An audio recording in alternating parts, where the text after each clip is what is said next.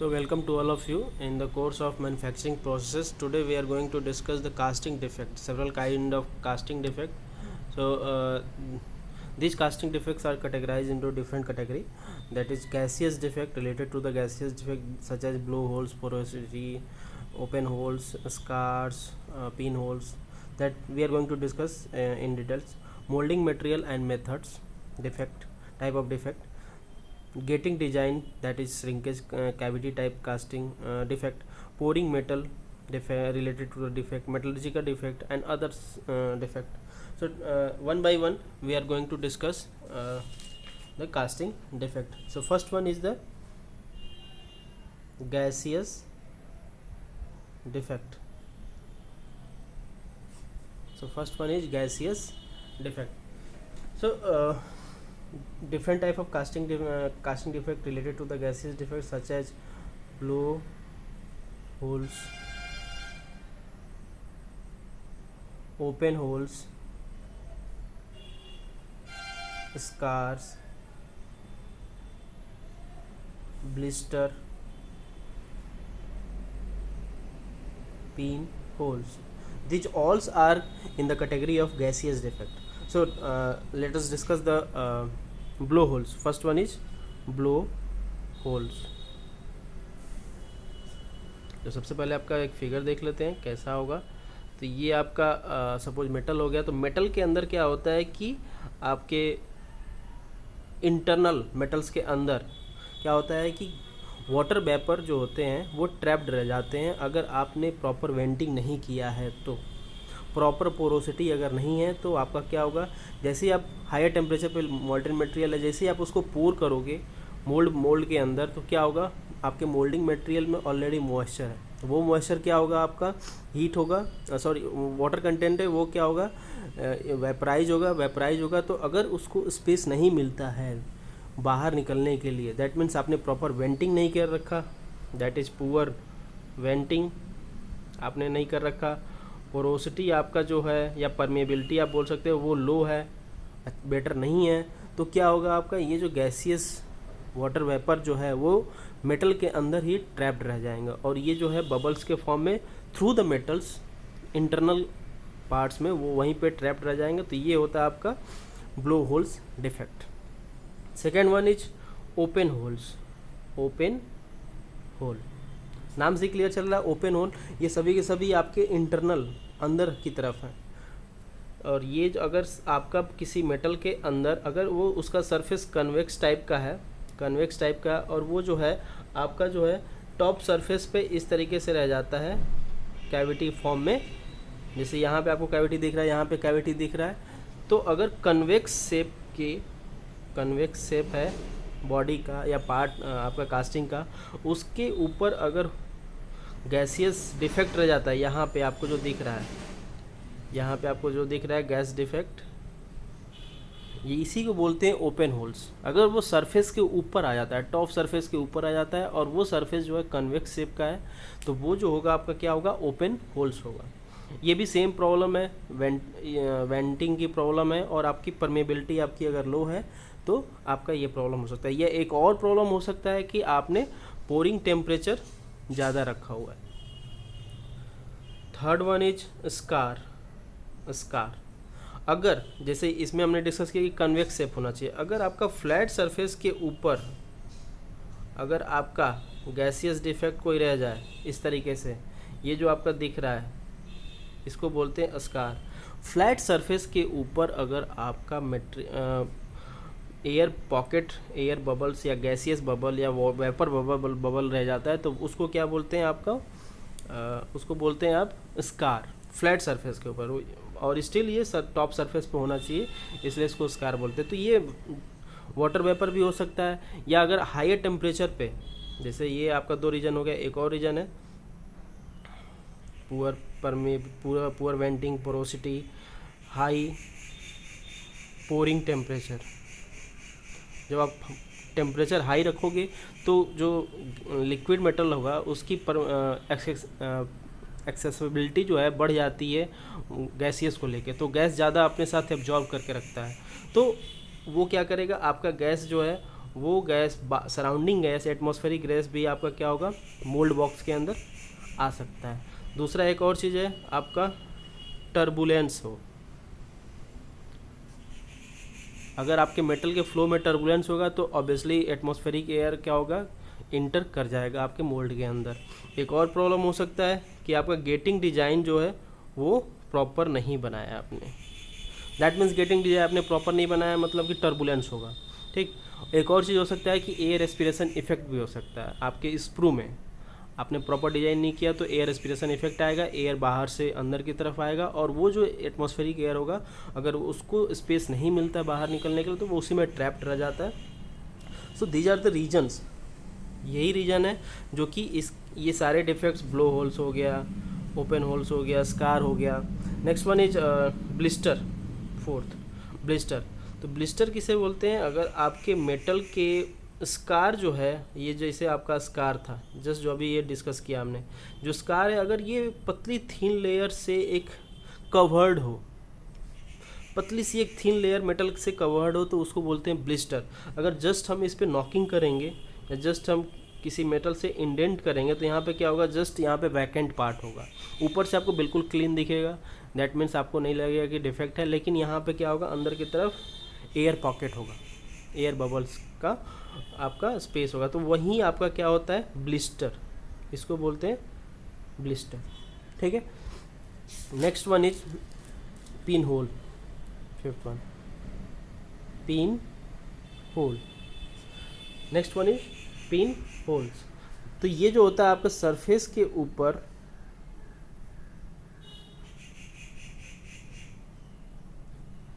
ये जो होता है आपका स्मॉल साइज का गैस होल्स होता है जो कि टॉप सरफेस पे आपका छोटे छोटे होल्स की तरह दिखते हैं, बहुत ही फाइन नीडल की तरह होते हैं। जस्ट आपके टॉप सरफेस पे देखेगा एकदम नीडल की तरह, जैसे नीडल आप इंडेंट करते हो किसी चीज़ में, जस्ट वैसा आपका इंप्रेशन वो छोड़ जाएगा। तो इसको बोलते हैं पिन होल्स, इन सब को बोलते हैं पिन होल्स। अब ये कैसे होता है, तो जैसे ही आप हायर टेम्परेचर पे मोल्टेन मटेरियल पोर करते हो तो आपका मोल्डिंग बॉक्स के अंदर क्या है, वाटर कंटेंट है। तो वाटर कंटेंट जो है अगर हायर टेम्परेचर पे आप मटेरियल को पोर करते हो, अगर टेम्परेचर आपका हाई है तो क्या होगा, आपका जो वाटर कंटेंट है वो हाइड्रोजन गैस और ऑक्सीजन गैस में ब्रेक होगा। और ये जो हाइड्रोजन गैस है ये इस्केप करने की जब कोशिश करेगा, जब ये बाहर निकलना चाहेगा, बट आपकी प्रॉपर वेंटिंग नहीं है, प्रॉपर पोरोसिटी नहीं है, तो वो क्या होगा, टॉप सरफेस के ऊपर जस्ट एक नीडल की तरह इंप्रेशन छोड़ जाएंगे। तो उन्हीं को बोलते हैं आपका पिन होल्स। ठीक है, तो ये हो गए आपके गैसियस डिफेक्ट। अब इनके रेमेडीज क्या हो सकते हैं कि कैसे हम इनको मिनिमाइज कर सकते हैं। तो अभी आपने देखा कि क्या करना होगा। फर्स्ट ऑफ ऑल जो आपका टर्बुलेंस जो हो रहा था उसको मिनिमाइज करना होगा, या फिर उसको किस फॉर्म में लाना होगा, लैमिनार के फॉर्म में। दैट मीन्स आपको क्या करना पड़ेगा, आपको गेटिंग डिजाइन जो है वो आपको प्रॉपर करना पड़ेगा ताकि किसी तरीके का एयर जो मॉल्टेन मटेरियल एयर कैरियर ना बने या गैस कैरियर ना बने। नेक्स्ट वन इज प्रॉपर वेंटिंग होना चाहिए, वेंटिंग जो है वो आपका इम्प्रूव करना पड़ेगा। नेक्स्ट जो है पोरोसिटी और you may call that permeability आपका जो है वो बेटर होना चाहिए ताकि जो भी वेपर या गैसेस फॉर्म होता है या फिर वाटर वेपर है वो ईजिली एस्केप आउट हो सके। ठीक है, तो ये है आपके कुछ रेमेडीज। एक और कर सकते हो आपकी, जो आपका पोरिंग टेम्परेचर है, पोरिंग टेम्परेचर वो आप ऑप्टिमाइज कर सकते हो, ये लोअर कर सकते हो ताकि वो जो है आपका एटमॉस्फेरिक एयर को किसी तरीके से कैरी ना कर सके मोल्ड बॉक्स तक। तो इस तरीके से आप मिनिमाइज कर सकते हैं, ओवरकम कर सकते हैं गैसियस डिफेक्ट्स को। तो नेक्स्ट वन इज दूसरा जो पार्ट है, जो दूसरा जो है that is moulding material and methods defect. तो इसमें जो आता है first one is drop and dirt, second is cut and washes defect. These are the types of the molding material and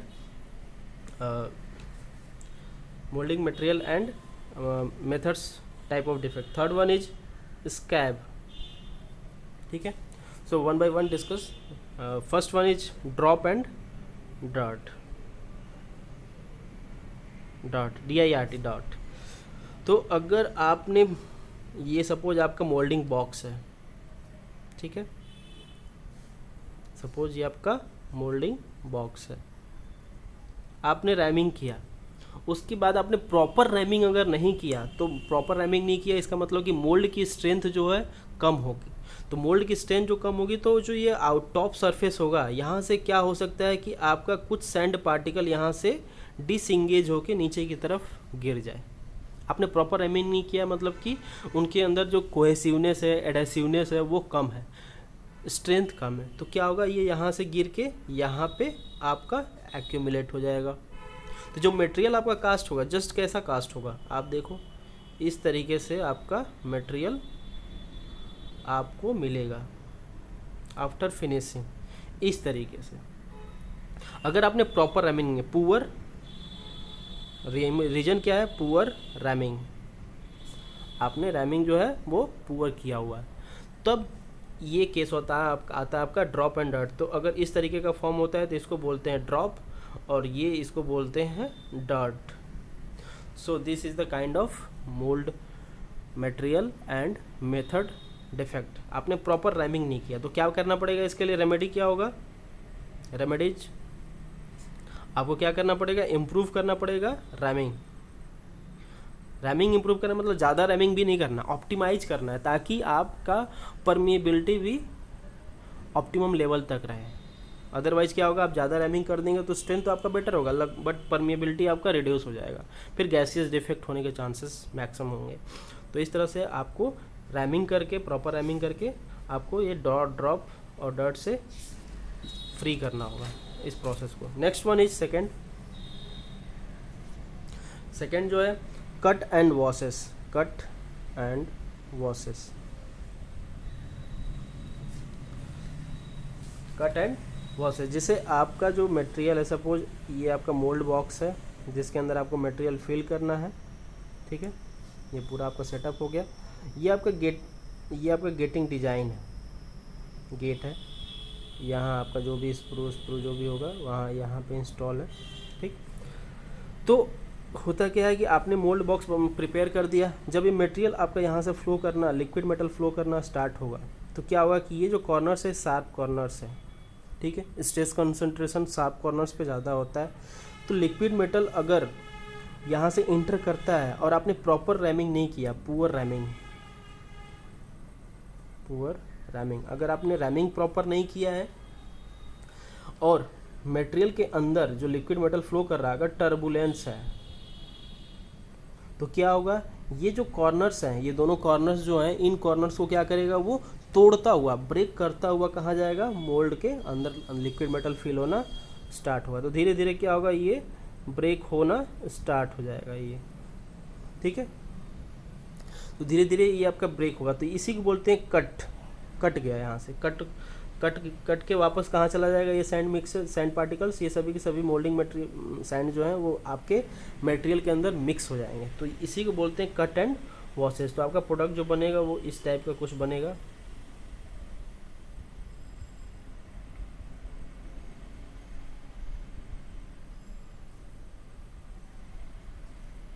with getting system, ये आपका gate होगा, तो आपका प्रोडक्ट जो है कुछ इस तरीके का कास्ट होगा, ठीक है। और यहाँ पे तो आपका पार्ट जो था यहाँ इस तरीके से होना चाहिए था, लेकिन नहीं बना, आपका ये पार्ट जो है कट गया। और जो आपका सैंड मिक्सर वो आपके क्या होगा, मटेरियल के अंदर आपका सॉलिडिफाई हो जाएगा, उसी के अंदर इनबिल्ट रह जाएगा। तो सैंड इंक्लूजन इस तरीके से आपका डिफेक्ट हो जाएगा। तो ये आपका कट एंड वॉशेस। तो क्या करना पड़ेगा रेमेडीज में,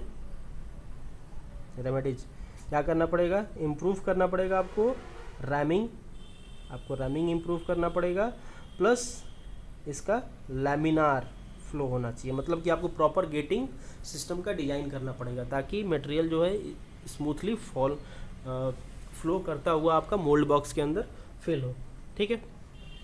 so third one is scab,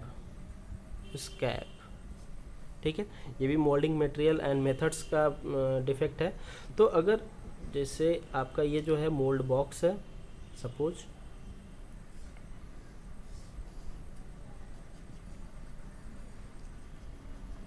और आपने प्रॉपर रैमिंग नहीं किया, पुअर रैमिंग किया हुआ है, पुअर रैमिंग आपने प्रॉपर नहीं किया, तो क्या क्या था, डर्ट एंड वॉश हो रहा, dirt and drop and dirt हो रहा था, कट एंड वॉशेस हो रहा है। पुअर रैमिंग आपने नहीं किया तो हो सकता है जैसे ही आपका material layer by layer fill होना स्टार्ट होगा, लेयर बाय लेयर फिल होना स्टार्ट होगा, तो क्या होगा, वो हाइड्रोस्टैटिक प्रेशर चारों तरफ लगा रहा होगा, ठीक है। तो हो सकता है कि ये कहीं ना कहीं जहाँ पे एक प्रॉपर आपका जो है रैमिंग नहीं हुआ तो कहीं ना कहीं वहाँ पे वीक सेक्शन होगा, तो ये क्या करेगा, कहीं ना कहीं आपका लिक्विड मेटल डिग कर सकता है अंदर, सैंड मोल्ड के अंदर आपका डिग कर सकता है। डिग मतलब कि वहाँ पे पेनेट्रेट कर सकता है आपका लिक्विड मेटल, तो इसको बोलते हैं स्कैब। तो आपका मटेरियल जो आपका फॉर्म होगा वो कुछ इस तरीके का होगा, कास्ट होगा, कुछ इस तरीके का कास्ट होगा जैसा कि आप देख पा रहे हो। तो इसको बोलते हैं स्कैब, इस कास्टिंग को बोलते हैं स्कैब डिफेक्ट, ठीक है। एक और प्रॉब्लम हो सकता है कि आपने प्रॉपर रैमिंग नहीं किया, तो इसके लिए सबसे पहले इसके लिए रेमेडीज देख लेते हैं। तो रेमेडीज क्या होगा, आपको रैमिंग जो है, रैमिंग फोर्स जो है इम्प्रूव करना पड़ेगा ताकि मोल्ड का स्ट्रेंथ प्रॉपर हो सके। एक और हो सकता है प्रॉब्लम कि आपका क्या हो सकता है कि ये जो लिक्विड मेटल है पूरे सरफेस पे आपका हाइड्रोस्टैटिक आपका फोर्स लगा रहा होगा, ठीक है, लिक्विड मेटल है, फोर्स लगा रहा होगा, तो हो सकता है कि आपकी रैमिंग प्रॉपर ना हो, तो इसका साइज जो है चारों तरफ से इंक्रीज कर सकता है आप मोल्ड बॉक्स का। तो जब साइज आपको कास्ट करना था, सपोज दिस टाइप, इतने साइज का आपको कास्ट करना है, हो सकता है कि प्रोडक्ट का साइज बढ़ जाए अगर आपने प्रॉपर रैमिंग नहीं किया है। जो साइज है मोल्ड का वो इंक्रीज हो सकता है। तो ये है आपका मोल्डिंग मटेरियल एंड मेथड्स का defect. So let's discuss the third topic, that is getting design. Third, getting design defect. तो गेटिंग डिजाइन में आता है आपका shrinkage cavity defect, shrinkage cavity, ठीक है। सपोज आपका मटेरियल जो है कुछ इस टाइप का है, जो प्रोडक्ट है, कास्टिंग प्रोडक्ट जो है आपका कुछ इस तरीके का प्रोडक्ट है, ठीक है। तो आपका जो प्रोडक्ट है जो सबसे लेट से सॉलिडिफाई होगा वो ये वाला रीजन है, नियरली ये वाला रीजन जो है सबसे लास्ट में सॉलिडिफाई हो, ठीक है। आपने राइजर सपोज इंस्टॉल किया हुआ है, सपोज टॉप ही राइजर आपने इंस्टॉल किया हुआ है, ठीक, या आपने जैसे भी राइजर इंस्टॉल किया हुआ है, तो ये जो एरिया है आपका सबसे लेट स्लोली सॉलिडिफाई होगा। तो आपका जो बाकी का और पार्ट है वहाँ पे आपने राइजर इस तरीके से इंस्टॉल किया कि वहाँ पे मटेरियल फिल हो गया, सॉलिडिफिकेशन श्रिंकेज जो था उसको एकोमोडेट कर दिया, लेकिन ये जो एरिया है सबसे लास्ट में सॉलिडिफाई हो रहा है आफ्टर राइजर भी, तो क्या होगा, यहाँ पे श्रिंकेज होगा। तो श्रिंकेज होगा तो फिर क्या होगा, मटेरियल कम होगा। तो हो सकता है कि कहीं ना कहीं यहाँ पे गैप या कैविटी फॉर्म हो सकता है आपके मटेरियल के अंदर, तो इसी को बोलते हैं श्रिंकेज कैविटी। इस टाइप का अगर कास्टिंग है तो इसको रेमेडीज क्या होगा, इसको कैसे हम इम्प्रूव कर सकते हैं। इसका कॉज तो है कि आपने प्रॉपर डिज़ाइन नहीं किया, गेटिंग डिज़ाइन नहीं किया, मतलब कि राइजर का प्रॉपर इंस्टॉलेशन नहीं किया, प्रॉपर प्लेस डिज़ाइन नहीं किया, तो इस तरीके से आपका श्रिंकेज कैविटी फॉर्म हो सकता है। तो इसको रिमूव कैसे कर सकते हैं, तो रिमूव करने का ये तरीका है, मिनिमाइज करने का ये तरीका है कि आपका जो ये रीजन है जहाँ पे स्लोली कूल हो रहा है या कूलिंग रेट स्लो है, वहाँ पे आप क्या कर सकते हो कि आप कूलिंग रेट बढ़ाना पड़ेगा आपको, ताकि यूनिफॉर्म या डायरेक्शनल सॉलिडिफिकेशन आपको मिल सके। तो क्या करते हैं हम, जो चिल्स होता है वो हम इंस्टॉल कर सकते हैं मेटल मोल्डिंग मटेरियल के अंदर। तो चिल्स का फंक्शन क्या होता है कि ये जो है कूलिंग रेट इंक्रीज कर देते हैं। ये मेटल पीसेस होते हैं जो कि हीट एक्सट्रैक्ट करते हैं, जिससे कि क्या होता है आपका कूलिंग रेट इंक्रीज कर जाता है। तो आपका पूरे के पूरे कास्टिंग के अंदर सेम कूलिंग रेट होगा, सेम सॉलिडिफिकेशन रेट होगा। तो आपको उस तरीके से इंस्टॉल करना पड़ेगा ताकि बाई प्रोवाइडिंग चिल्स की हेल्प से आप डायरेक्शनल सॉलिडिफिकेशन गेन कर सकते हो। तो जिससे क्या होगा कि आपका श्रिंकेज कैविटी होने के चांसेस कम होंगे, ठीक है। एक और चीज़ है, अगर सपोज हमने चिल्स यहाँ पे अप्लाई कर दिया, ठीक, आपने प्रॉपर तरीके से इस चिल्स अप्लाई नहीं किया, तो क्या होगा, प्रॉपर डिजाइन करके नहीं किया कि कितना हम चिल्स अप्लाई करें, किस साइज़ का करें, कौन सा चिल अप्लाई करें, किस मटेरियल का करें, कितना होना चाहिए, कहाँ पर इंस्टॉल करना है। अगर मान लो अगर आपने कहीं ऐसा इंस्टॉल कर दिया कि उसके जितनी रिक्वायरमेंट थी उससे कहीं ज़्यादा कर दिया, तो क्या होगा, चिल्स ज़्यादा तेज़ी से क्या करेंगे, हीट एक्सट्रैक्ट करेंगे। तो जब हीट एक्सट्रैक्ट करेंगे तो डायरेक्शनल सॉलिडिफिकेशन आपको मिलने वाला नहीं है, यूनिफॉर्म सॉलिडिफिकेशन नहीं मिलेगा उस एरिया के पास में। तो क्या होगा, वहाँ पे तुरंत सॉलिडिफाई होगा मटेरियल सडनली। जब सडन सॉलिडिफाई होगा तो मटेरियल क्या हो जाएगा, मार्टेनसाइट फॉर्म करेगा। मार्टेनसाइट फॉर्म करेगा मतलब कि मार्टेनसाइट जो होता है सबसे हार्ड और ब्रिटल मटेरियल होते हैं, ठीक है। हार्ड और ब्रिटल मटेरियल हो जाएगा तो फिर वो जो एरिया होगा वहाँ पे सरफेस बहुत ही हार्ड और ब्रिटल नेचर का हो जाएगा, जिसकी मशीनिंग भी डिफ़िकल्ट है, नहीं कर पाते हैं। तो वो उस एरिया को बोलते हैं हॉट स्पॉट्स। ये भी एक टाइप का डिफेक्ट ही है, हॉट स्पॉट्स। अगर आपने चिल्स ऐसे प्रोवाइड कर दिया कि वहाँ पे सॉलिडिफिकेशन फास्टर रेट से हो गया, बट आपका जो है सरफेस जो है वहाँ पे हार्ड एंड ब्रिटल नेचर का हो जाएगा, तो उस एरिया को बोलते हैं हॉट स्पॉट्स, ठीक है। तो ये, या फिर इसको बोलते हैं हार्ड स्पॉट्स, ठीक है। तो ये हो गया आपका gating design related to the casting. Next one is pouring metal, fourth one is pouring metal defect. तो इसमें आपका जो पोरिंग मेटल डिफेक्ट में आता है, first one is miss run, second one is cold सट, ठीक है, मिस रन, कोल्ड सट। तो मिस रन सबसे पहले देखते हैं कि मिस रन क्या होता है। मिस रन, अगर आपका कोई प्रोडक्ट अगर इस तरीके का है, सपोज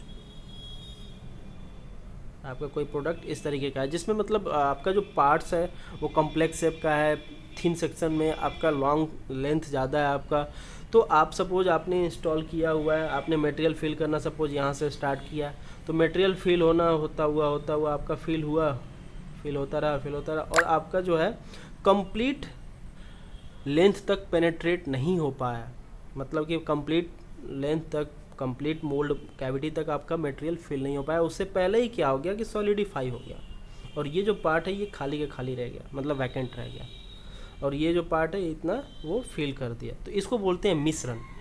इसका रीज़न क्या हो सकता है, रीज़न या कॉज क्या हो सकता है कि आप फ्लूइडिटी जो है, फ्लूइडिटी आपका कम होगा, मेटल की फ्लूइडिटी कम होगा, ये रीज़न हो सकता है। पोरिंग टेम्परेचर आपका क्या होगा, कम होगा। अदरवाइज पोरिंग टेम्परेचर आप बढ़ा दोगे तो क्या होगा, उसकी फ्लूइडिटी इंक्रीज कर जाएगी। तो आपको क्या करना पड़ेगा, इसके लिए रेमेडीज क्या होगा कि आपको फ्लूइडिटी इंक्रीज करना होगा और पोरिंग टेम्परेचर आपको, या फिर पोरिंग टेम्परेचर आपको इंक्रीज करना होगा, ताकि आपका मिस रन टाइप का डिफेक्ट ना हो, आपका कंप्लीट मटेरियल आपका फिल हो सके, ठीक है। तो ये हो गया आपका मिस रन। सेकेंड वन जो है कोल्ड सट, SHUT, कोल्ड सट। अगर आपको कोई प्रोडक्ट इस तरीके का है, इस टाइप का है, और आपने इसकी प्रॉपर फिलिंग के लिए, ताकि प्रॉपर यूनिफॉर्म तरीके से फिल हो सके, आपने दो तरीके से आपने इंस्टॉल किया हुआ है मटेरियल फिल करने के लिए, ठीक है।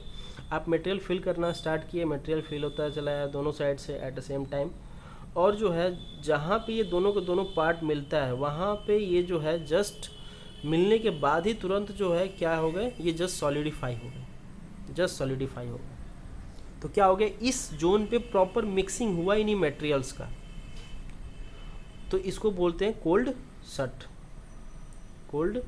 सट। इसका भी रीजन क्या होगा, फ्लूइडिटी आपका क्या है, आपका लो है, पोरिंग टेम्परेचर आपका क्या है, लो होगा, तभी आपका क्या होगा, मटेरियल जस्ट जैसे ही मिलते हैं वैसे ही आपका क्या हो गया, सॉलिडिफाई हो गए। तो इसको बोलते हैं कोल्ड सट। रीजन वही होगा, फ्लूइडिटी आपका कम है, प्रॉपर तरीके से फ्लो नहीं हो सका, पोरिंग टेम्परेचर आपका कम था कि जस्ट पहुंचने के बाद ही तुरंत सॉलिडिफिकेशन स्टार्ट हो गया। तो इसके लिए इसका भी रेमेडीज क्या होगा, आपको फ्लूइडिटी इंक्रीज करना पड़ेगा और पोरिंग टेम्परेचर आपको इंक्रीज करना पड़ेगा। So next one is metallurgical defect, fifth one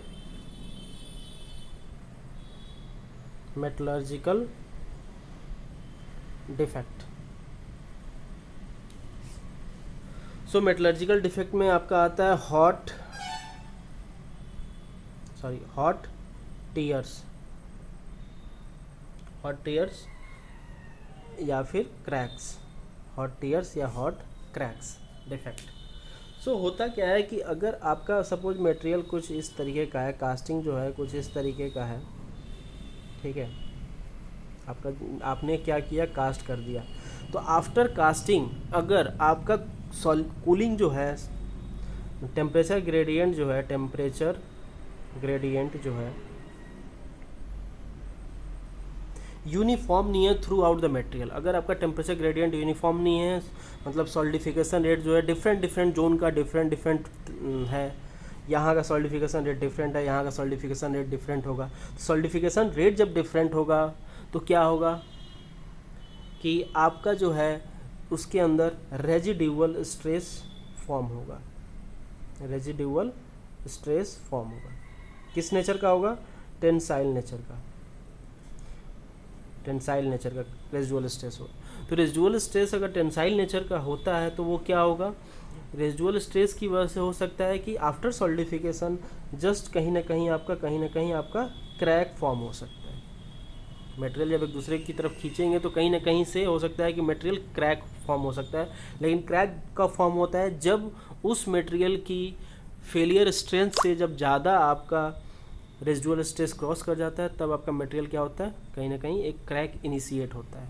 तो अगर वो रेजिडुअल स्ट्रेस आपके मटेरियल के अल्टीमेट टेंसाइल स्ट्रेंथ से ज़्यादा क्रॉस कर गया तो क्या होगा, कहीं ना कहीं क्रैक जनरेट होगा। और इसी क्रैक को हम बोलते हैं हॉट टीयर्स या फिर हॉट क्रैक्स, जो कि डिफरेंट सॉलिडिफिकेशन रेट होने की वजह से डिफरेंट श्रिंकेज होगा। डिफरेंट श्रिंकेज होने की वजह से क्या होता है कि आपका residual stress, tensile residual stress develop होता है।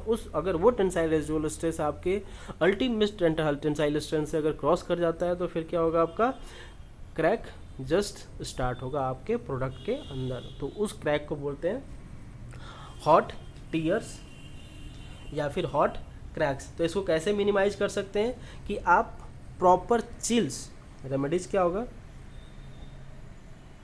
आप प्रॉपर चिल्स अप्लाई करो, chills and padding, proper place पर चिल्स और पैडिंग आप इंस्टॉल कर सकते हो, ताकि जो है चिल्स और पैडिंग क्या करते हैं, यूनिफॉर्म तरीके से मटेरियल सॉलिडिफाई हो, तो किसी तरीके का रेजिडुअल स्ट्रेस मटेरियल के अंदर डेवलप नहीं होगा। तो इस तरीके से आप मेटलर्जिकल डिफेक्ट को मिनिमाइज कर सकते हैं। Next last one is others type of defect, others defect,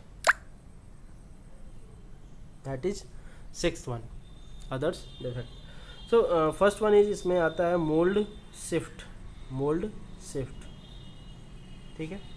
अगर आपका जो मोल्डिंग बॉक्स है, सपोज ये आपका मोल्डिंग बॉक्स है,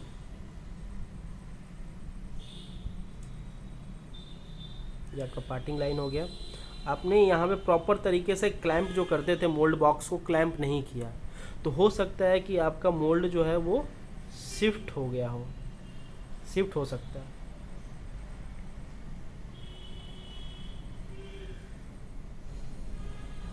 अगर आप प्रॉपर तरीके से आप क्लैंप नहीं करेंगे तो हो सकता है कि आपका मोल्ड शिफ्ट हो जाए, तो आपका प्रोडक्ट जो फॉर्म होगा वो किस तरीके का प्रोडक्ट होगा, वो कुछ इस तरीके का प्रोडक्ट होगा।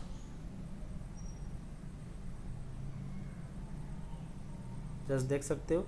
तो ये जो डिफेक्ट आता है ये जो है आपका मोल्ड शिफ्ट से होता है। तो इस तरीके से इसको रेमेडीज क्या करना होगा कि इसको आप प्रॉपर तरीके से क्लैंपिंग करें, ठीक है। Next one is core shift.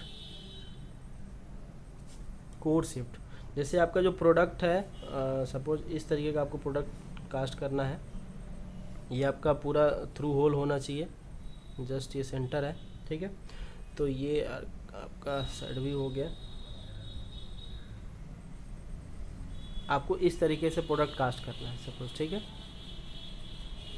लेकिन अगर आपका कोर कहीं शिफ्ट हो गया, उस पोजीशन से कहीं शिफ्ट हो गया और किसी दूसरी पोजीशन पे चला गया, तो इस डिफेक्ट को बोलते हैं कोर शिफ्ट।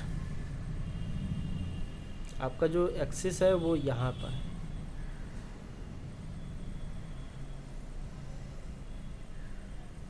ठीक है। तो कोर आपका क्या होगा, शिफ्ट होगा। तो कोर शिफ्ट कब होगा, जब आप प्रॉपर कोर प्रिंट का एरिया प्रोवाइड नहीं करेंगे। तो क्या होगा, जब प्रॉपर कोर प्रिंट का एरिया आप प्रॉपर्ली डिजाइन नहीं करके अप्लाई करेंगे तो क्या होगा, जो आपका बॉयंसी फोर्स है मोल्टेन मटेरियल का वो आपके कोर के ऊपर अप्लाई होगा, फोर्स लगाएगा, और वो क्या करेगा, आपके कोर को एक प्लेस से दूसरे प्लेस पे शिफ्ट कर देगा। तो आपका जो होल है जहाँ पे आपको बनना चाहिए था वहाँ से ना बन के किसी और प्लेस पे आपका कोर पहुँच जाएगा। तो इस तरीके से आपका जो डिफेक्ट हो जाएगा।